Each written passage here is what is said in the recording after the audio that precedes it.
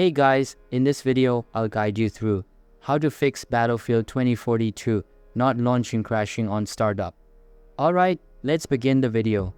First, go to the bottom of your screen and right-click on your taskbar. From the menu that appears, select Task Manager.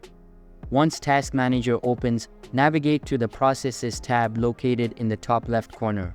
Click on any process in the list to give it focus, then use your keyboard to search for your game or application. If nothing appears, that's a positive sign. If your game or application does appear, right-click on it and choose End Task. Once you've done this, close Task Manager. Next, find the shortcut for your game or application on your desktop or in your Steam library.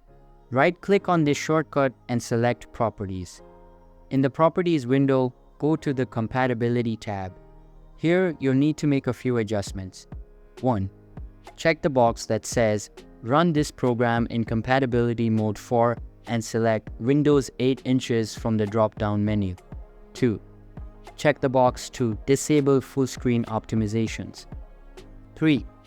Check the box to run this program as an administrator.